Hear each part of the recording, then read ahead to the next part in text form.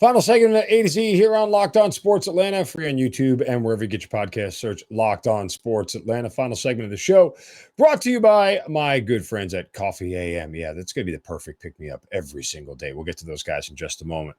Before we get to the Falcons and some interesting news from camp at one position that I think is quite notable, let's hand out a shovel of wisdom. Brace yourselves, because it's time for the Shovel of Wisdom.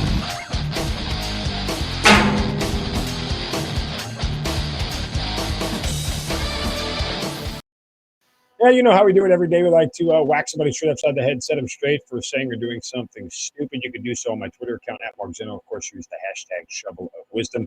And today, my shovel goes to Stephen Godfrey. You may know who Stephen Godfrey is. You might not. I didn't know who he was until last night. But apparently it looks like he works for SB Nation as covering football. And he tweeted out yesterday, says, I'm not an NFL insider, but in the last 24 hours I've learned the league thinks you should do a lot of wild and terrible shh before you ever bet on the Atlanta Falcons to win. And I'm picking up the sarcasm, and it's funny and this, that, and the other. And I simply quote tweeted that and basically said that this is more foolishness about trying to compare two things that shouldn't be comparable. Besides, like one is in the CBA and it's specifically outlined for punishment, and the other isn't. But and I wrote, let's keep trolling for Twitter points. And so Godfrey got, obviously responded and told me he'd give me my refund.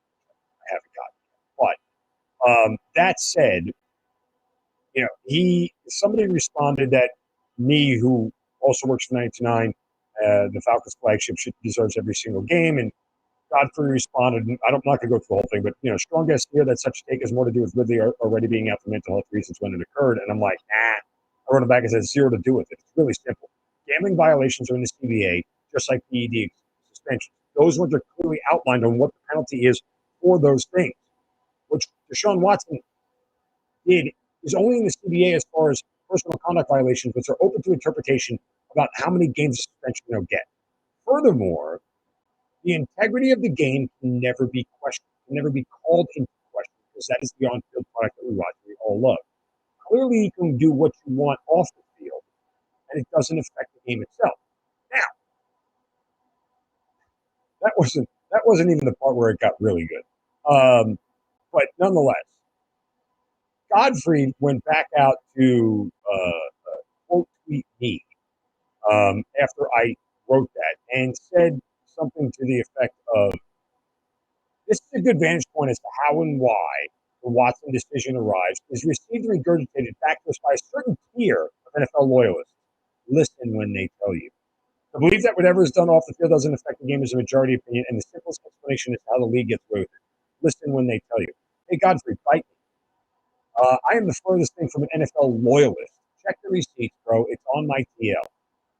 Never once have I ever backed the league. I've crapped on Goodell and the league for years, and the Bulls, what they pull. Okay? And I've called the league out for years on their hypocrisy and everything else. But simply put, two things can be true at the same time. That Calvin Ridley got the suspension he deserved for exactly what he did. And I can still believe that Deshaun Watson is guilty and should have been punished harsher. And it's okay. Like, the idea that me understanding what Ridley did being completely separate from understanding how the NFL would handle Deshaun Watson can both be true at the same time. There is nothing that precludes the two and should connect the two.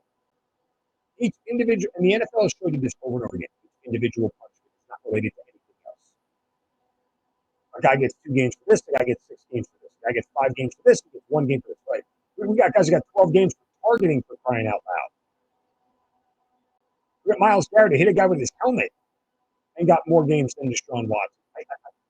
Is it making any sense? No, it's not making any sense. But as I said repeatedly, the NFL doesn't have to care whether you think it makes sense.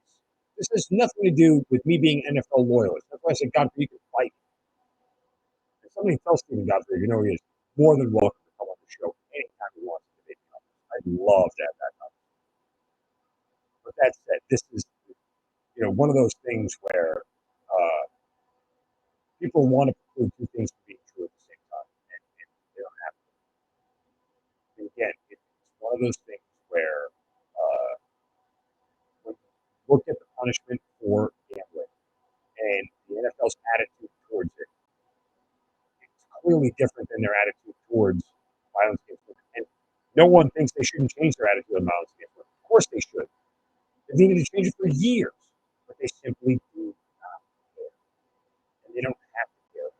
If you want to talk about the NFL loyalists, those are the millions and millions and millions of fans who still tune in. And I saw it in Baltimore when I covered the Ravens. If you want to talk about NFL loyalists, Stephen Godfrey here is an NFL loyalist.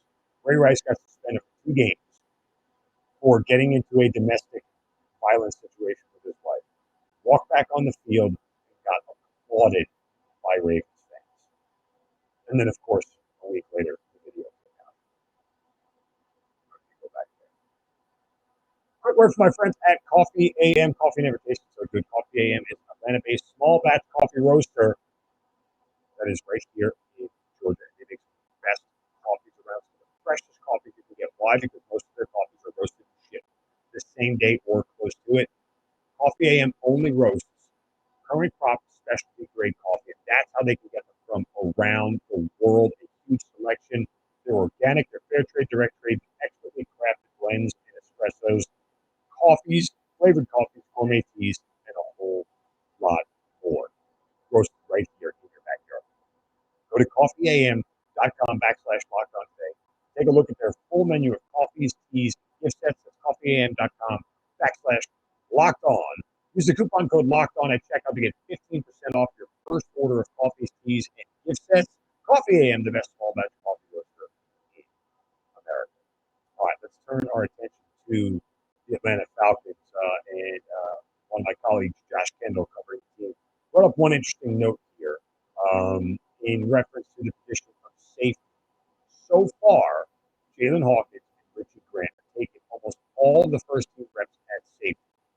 Now, Falcons signed veterans Eric Harris and Dean Marlowe this offseason as insurance policies in case they weren't ready. But let's see how these two guys perform. Again, we talked about Richie Grant being able to his test for the Fontenot-Smith regime as far as drafting a player and seeing how well he can do because we know that Pitts is going to be good.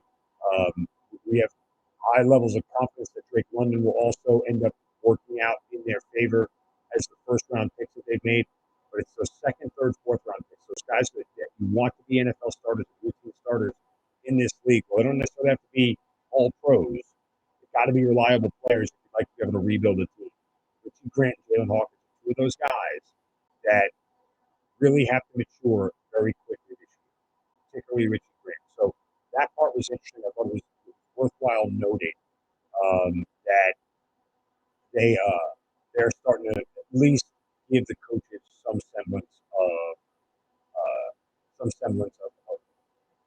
confidence that they can play there on a weekly basis. You know, as we get set for the preseason opener for the Falcons, which is now 9 days away at Detroit, you know, there is a sense, Smith talked about last year, that they couldn't play a lot of their starters in the preseason, a lot of their regulars because of lack of depth. Like if somebody got hurt or anything, that they were worried that somebody went down and they weren't going to be able to recover, which I certainly understand.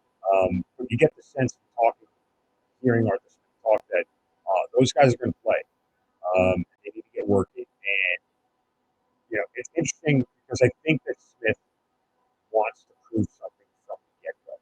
Even though it's preseason, even though it doesn't count, even though it doesn't matter, there is a sense, and you've heard him talk about this, you've heard the team piece talk about this, with this team, because they are so looked at as not being able to win, because they have so many people doubting them, they want to prove people wrong. And they're going to go out there in the first preseason game, they're going to go out there and try and use that as a sending message from day one that, hey, these aren't the Falcons you think that they are. And that can backfire on you terribly. Because, again, guys can get hurt in the course of the season. But in the same respect, There's coaches who get the mentality that I want to hold this thing all the way through till the end, the very last game of the regular season and the postseason. And it starts with game one in the preseason. Let's keep a lookout for that. I know we're over a week away from August 12th in our first game, but let's just see where they go with it. All right, that'll do it for me today here on this Wednesday. Back tomorrow on a Thursday. I'll be traveling again, but I'll still be with you guys. I love you, and I know I'll be. Thanks for making A to Z your first listen of the day. Make sure you make ATL Day Ones with Travis Davis. Your very next listen right here on Locked On Sports. Have a great Wednesday. Don't take any crap.